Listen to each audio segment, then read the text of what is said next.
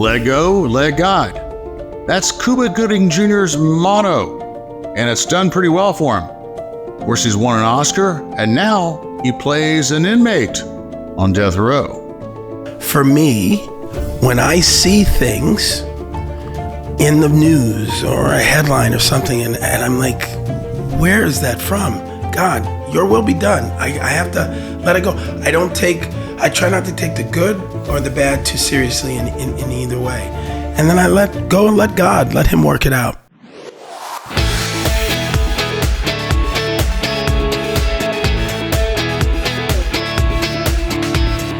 I'm David Sams, and this is CIA, Contagious Influencers of America. And today, right here in the Homestead studio, I am honored to have an Oscar winner with us. First time I think we've had an Academy Award winner here in the Homestead studio. But you're going to recognize his face as soon as you see him. He, of course, has starred so many great movies. Let me see. Probably the greatest was Jerry Maguire. How could you forget that, right? Boys in the Hood, Men of Honor, so many iconic movies. I saw this list, and it's mind-boggling how many great roles he's been. And of course, he's a Broadway star, but Broadway actor as well. But today he's here to talk to us about his new film, and it's a film that he stars alongside a very good friend of ours. That's Kevin Sorbo, who was on our last podcast. It's called The Firing Squad. And it hits theaters on August the 2nd all across the country. So you can check out where to get your tickets and get your seats and all that at FiringSquadFilm.com. That's FiringSquadFilm.com. So please do check that out. This is a really cool movie. It takes place in Indonesia.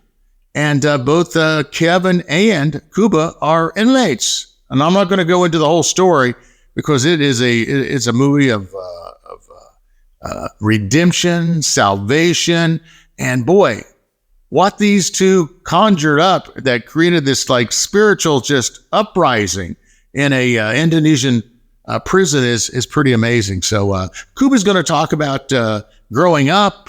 He's going to talk about his some of his iconic roles, and of course, he's going to talk about his walk of faith. And that was intriguing. I didn't know everything about his walk with Jesus. So he's going to be talking to us about that in just a second.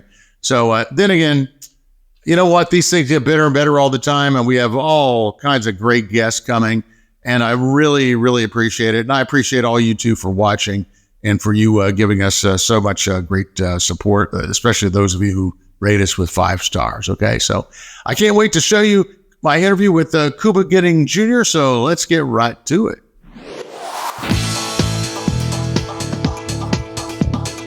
Well, welcome to the Homestead. Thank you. Yeah. I mean, how cute is this place? I mean, man, I'm in a movie theater talking about movies. There you go. There you go. And you're good at those. So let's talk about this new one. Yes, sir. The Firing Squad. What compelled you to sign up for this? So Tim Shea, who's the writer, director, producer, produced another movie that I had done maybe 13 years ago, a film called Freedom, which was another faith-based movie about these runaway slaves who make it to Nova Scotia and find redemption and salvation. And we hit it off on that production, and he said, I have something else in the works, and I'd like to send it to you. I said, send me anything. I'll read anything. And 13 years later, 12 years later, he calls me and says, I have the script that I was telling you about. I said, great. And I read it. And it was literally one of those cathartic moments of emotional release for me when I finished the script, because it was, my dad had passed away in 2017, and he was a lead singer of a group called The Main Ingredient. And he would always say, I'm the singer, you're the actor. So I even get nervous singing Happy Birthday, that type of thing. But when he passed, the next year I was cast as Billy Flynn in Chicago, the musical, on the West End stage. So I got a vocal trainer for 9 months, and then did that run so successfully. I did it again on Broadway for another 6 months. And so when I read that this character kind of leads these group of men in the movie through this song, it was one of those things where it was like my life finally came together and was like, this is what you've been training for type moments. And it was also nice to be able, as a Christian since I was a kid, my walk in faith with God my whole entire career, to be able to use my talents for him, in that specific way of people seeing the movie and experiencing this emotional truth that I think the film has, especially in that third act. So, and here I am. So here you are, yeah. Faith-based movies have really found a place in the hearts of millions of Americans who have felt left out of the entertainment, the theatrical, the television experience for many years, and there's just this avalanche of faith-based movies now. What do you think that is? Very simple. The business known as show is all about the dollar. And if you look at, the examples, because I'm sure you've seen all the movies, but if you look at a secular example of the Barbenheimer principle, where Barbie and Oppenheimer came out and made $1 billion, the third movie that last summer was Sound of Freedom, but there was no publicity about it. It just came and went. And that, to me, is the machine that is Hollywood, focusing on what they think the people want to see. But you can't deny that these movies are coming in droves. And I think part of that, too, is due to the pandemic, because, even during the pandemic, Christians made it to church on Sunday. They sat in their congregation, and they have that mentality, I believe, this faith-based movie-going audience, to go to the theater when the pastor says, this is something for us, this is a movie for us, go. And they go, and that's why these movies keep making the money that they make, and they'll continue to make the money they make. And lastly, I'll say on that is, Hollywood is cyclical. And if you remember, the Jack Warners and the Columbia Studios and the Paramounts, they all started with these biblical movies. And, it's time we get back to these films that can bring a little inspiration, hope, and expose. Like I said on one of my interviews earlier today, it's so funny when you do a day or interviews, you feel like you're repeating yourself, even though I'm like, wait, Cube, that was this morning, not now. But it's, as a society, all the news and everything, it's just all the negativity and the internet and all of these headlines, and it's all clickbait and headlines. Truth is out the window. It's just whatever they say. I knew eventually we as a society have got to get back to God, and it was one of those moments where when I read the script, I was like, these movies are going to make a resurgence. And now this is the first of 3 that I have. So, I see it as one of the soldiers in the field that Hollywood is now. They can hide as much. It's almost like, you know what a residual is? When you get a residual check from a movie that you did years ago, you only get those when they can no longer hide the profits. Mm-hmm. Then they go, okay, we got to start giving residuals. It's just a true thing. And I think that mentality has made its way into faith-based films as well. You talk about headlines and clickbait and all that, and there have been a lot of headlines regarding you and issues regarding you and people making claims. We seem to live in a rush to judgment world these days. Yeah. We see what we've been through, especially with some of our political leaders. How do you deal with this? Well, my whole life, I found the Lord when I was 9, 10, 11. Miss McCraven was a old lady at the end of the block where all the kids would go play at, and you can have all the candy you want, you can play all the board games you want, but you have to read a verse from the Bible. And we just got so accustomed to doing that one day my mom came in, because I'd been over her house for so long. She was yelling and cussing and, doing all this stuff. And Miss McCraven led her to the Lord. And one of the prayers, there's a lot of prayers that I say, but the one is, thine will be done. When I wake up, I say, Lord, thine will be done today. And when I go to sleep, thine will be done. And it's one of those things that, for me, when I see things, in the news or a headline or something, and I'm like, where is that from? God, your will be done. I have to let it go. I try not to take the good or the bad too seriously in either way. And then I let go and let God, let him work it out, and it's been something that's given me strength and courage. And at the end of the day, I also tell myself, Cube, God gave you a talent. Your talent is to bring truth to emotion in the roles that you play. And I played O.J. Simpson. I played Nicky Barnes in American Gangster. These dark roles, these dark places I've gone to. But I've also played people like Master Chief Carl Bashir in Men of Honor, Dory Miller in Pearl Harbor, and James Robert Radio Kennedy in Radio, and Ben Carson in Gifted Hands. So I feel that my gift is always to bring truth to the emotion of the moment and the character, and everything else will work itself out. And now I'm just happy that here is another true story of these Americans who are in this dark place, who do dark things, but at the end of our tale, they find strength and redemption and in their faith. And so it's nice to be able to use this gift he gave me for him. Gifted Hands, I love that movie. It was so. I mean, it was just one of those movies that just sort of sneaks up on you. I mean, you weren't expecting it. You know, it's just one of those stories. It's just so incredible. Yeah. Let's talk about your roles, how you select a role, how you decide, you know what, this is how I want to spend the next year of my life or whatever. This is how I want to be portrayed. This is how I want to be seen. I mean, that's a big decision because you're stuck with it. Yeah. You know, it's so funny because depending on when you talk to me in my career, there was a time where I told Steven Spielberg no, and I told this director no, and that director no, because I was looking for the right role in the statement. And then you get to a point where you say, well, now you're having to just do anything to pay the bills. So why don't you let go again and just accept the work as it comes to you and do what your gift is in that. And if the movie's meant to find an audience, it will. And if it's not, it won't. But to step, in other words, I started to get out of my own way.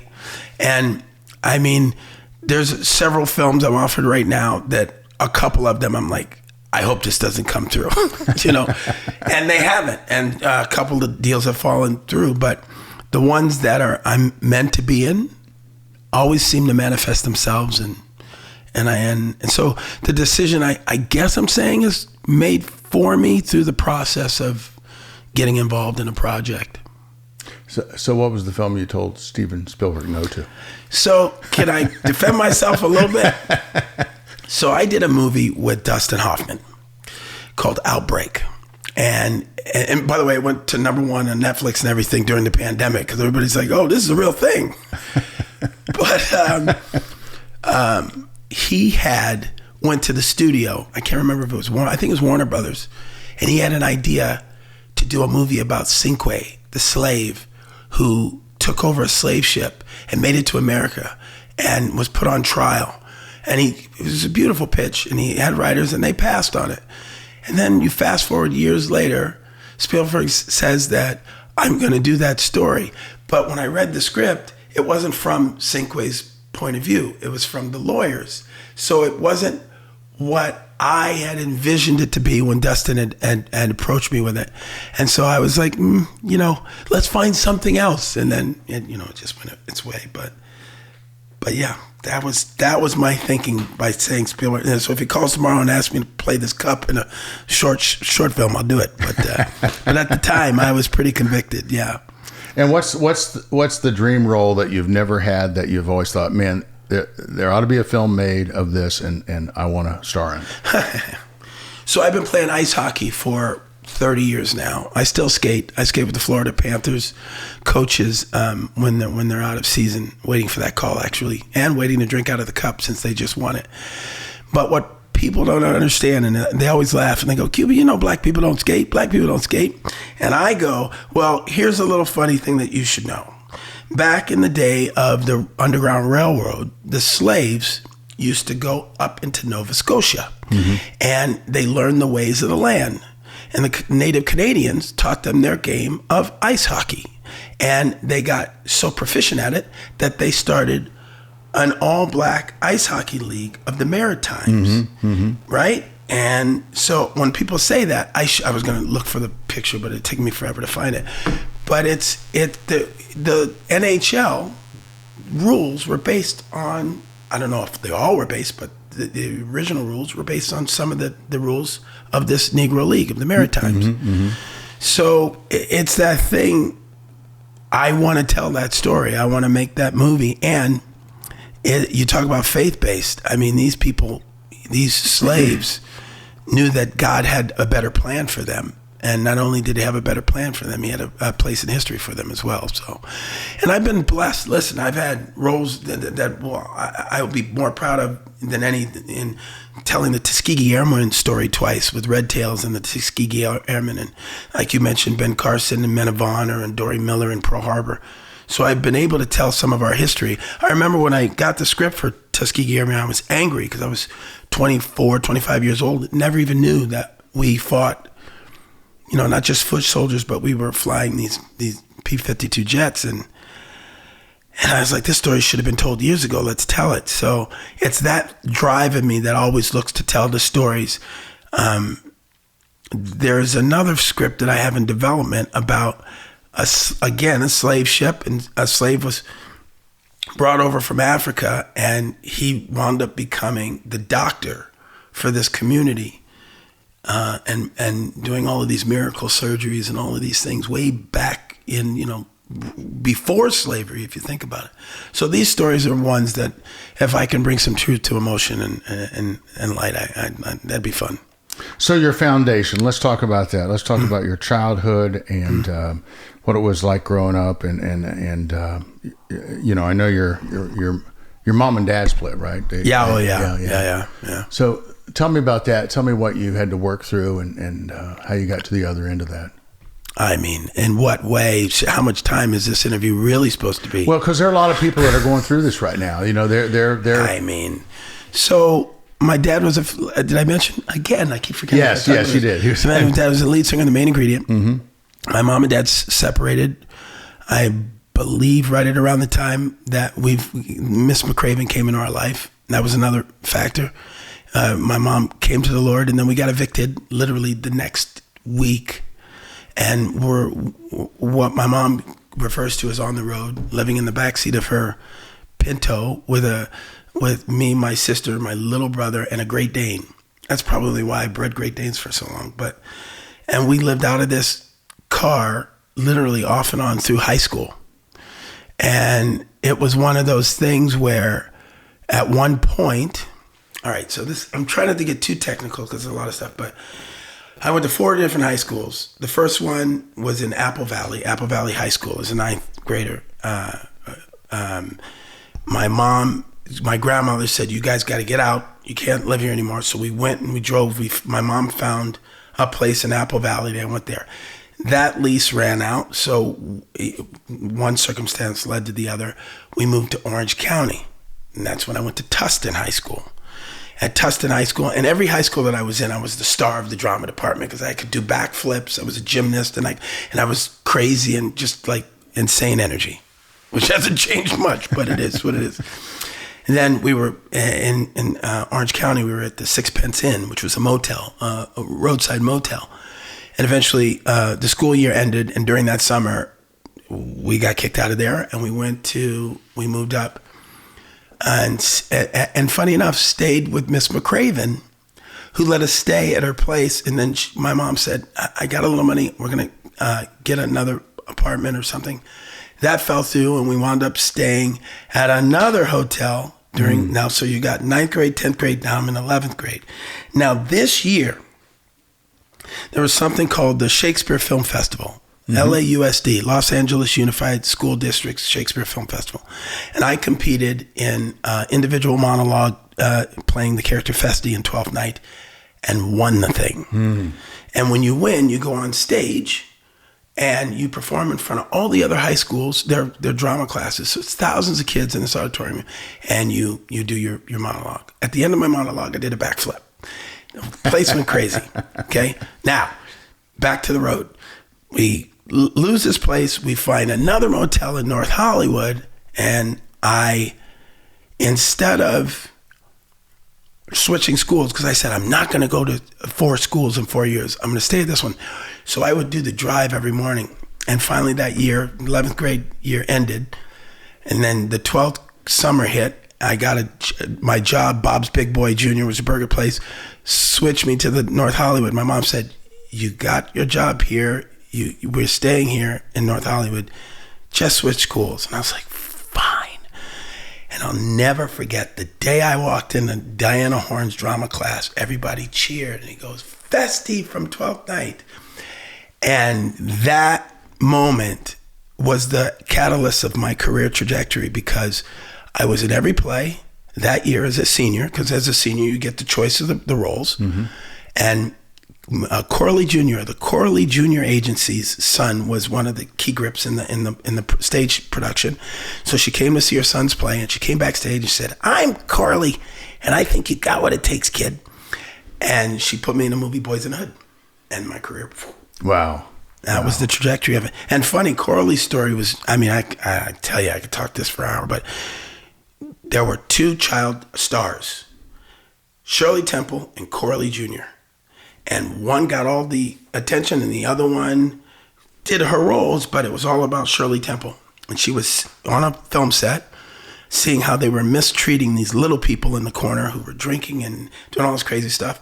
And she represented them and got them a hotel and all this stuff and started her agency. So she had little people, sword swallowers, female impersonators, strong men, all of this stuff, and one actor. So whenever maybe 1 or 2 actors, but anytime a role would come for just a normal actor, she'd send me in. And Jackie Brown said, Coralie, I need a 50-year-old white guy for this role. So she sent me in. And the casting director said, oh, honey, you're at the wrong audition. I said, well, you might as well let me read since I'm here. She said, all right, come on in. And I started doing the whole thing. She laughed. She said, you're not going to get this part, obviously, but I'm going to remember you for something else. And the something else was Boys in the Hood. Oh, wow. Yeah. Wow. Yeah. We'll get right back with my interview with Cuba Gooding Jr., but first, let's take a look at a preview of The Firing Squad. Amazing grace, how sweet the sound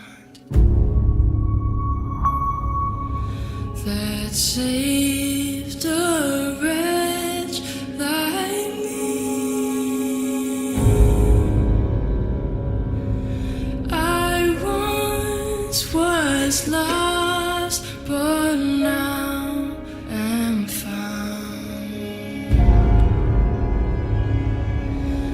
Was blind, but now I see. Lord Heavenly Father, I pray to you today to guide us tomorrow. Give us strength as we face death. Help us not to be afraid, as we know that we are going to be coming to your kingdom. And now back to my interview with Cuba Gooding Jr. So what was the one thing your mom taught you that has stayed with you, and the one thing your dad has taught you that stayed with you? Well, my dad, it's so funny.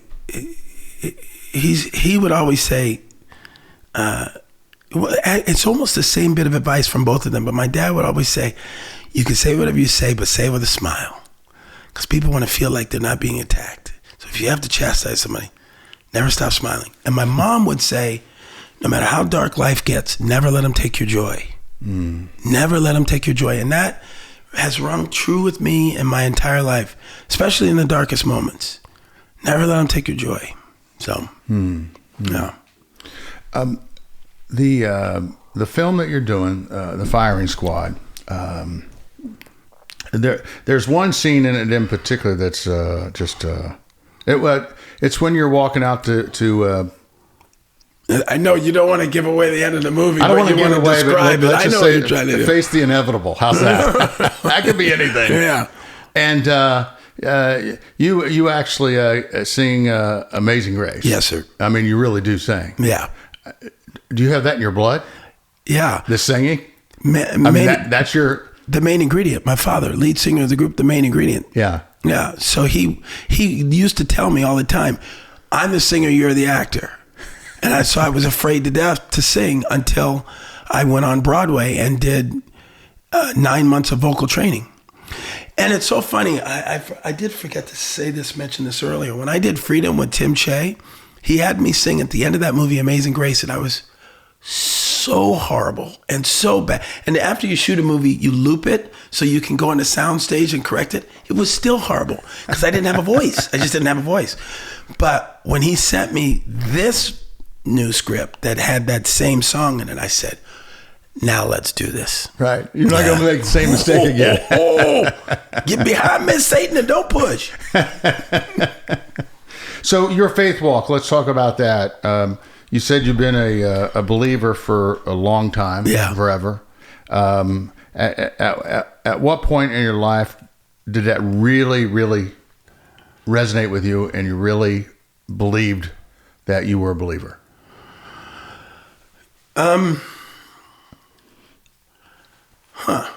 That's an interesting question.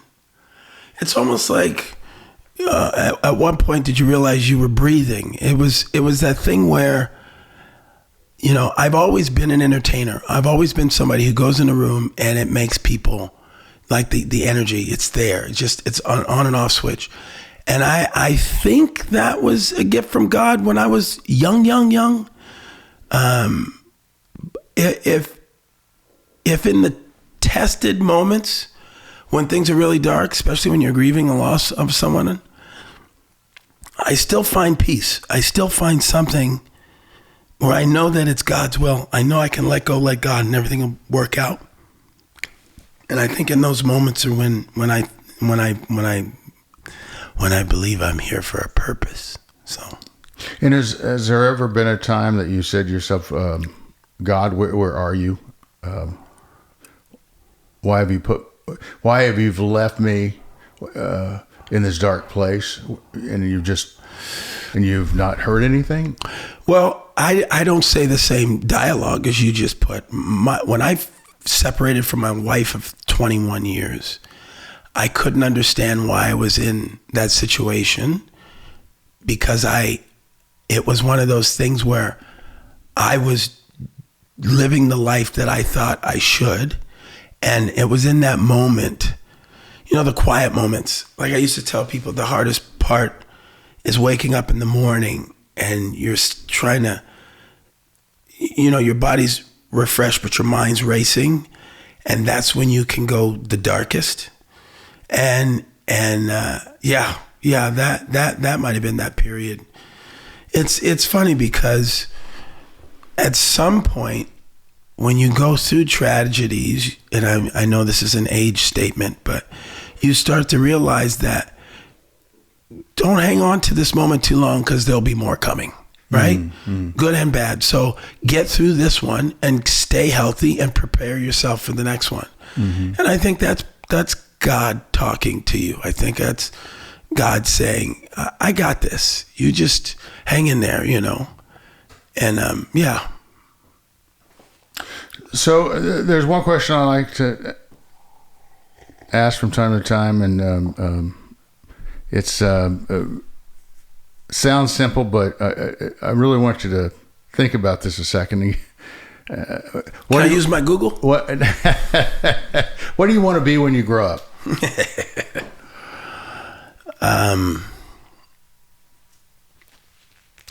I think you grow up when your kids say that you inspired them. I truly believe that. Or they say something to someone else and it gets back to you. That's when I think you reach maturity. I read somewhere, I was listening to some interview where they said, you don't fully mature until your parents pass. And I think there's something in that where you have to get to that next level of pain to finally release your ultimate fears. But I think, this is all a chain, right? We're all connected. But if you just think of family, my dad did what he was supposed to do for me, and I'm doing what I'm supposed to do for my sons, and my sons can pay me back by doing something for their kids, and my daughter, their kids. And, I think that's when I'll grow up. Not that I want to die, but that's when I grow up, when they can say that my dad did this for me, Well, Cuba, thank you for stopping by. I mean, This has been a wonderful half hour. Oh, this isn't the pre-show. Oh.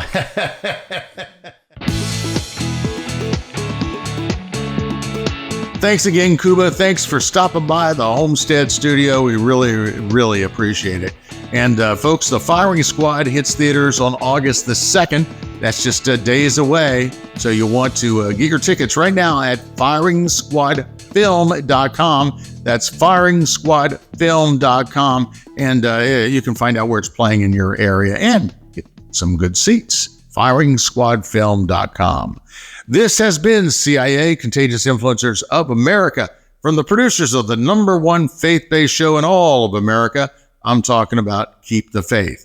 You can check out our website at KeepTheFaith.com. We've got all kinds of goodies for you at KeepTheFaith.com, including some shows that you can listen to and watch. We also have, we have new videos that we're posting every day. And there's some takeaways, some giveaways. So check it out at KeepTheFaith.com, all right? And, of course, our podcast you can find at ContagiousInfluencers.com. That's at ContagiousInfluencers.com. I'm David Sams, and this has been CIA, Contagious Influencers of America. Hey, do me a favor. This week, go out there and live that life in living color, because it sure is a heck of a lot more interesting than living in black and white. See you next time.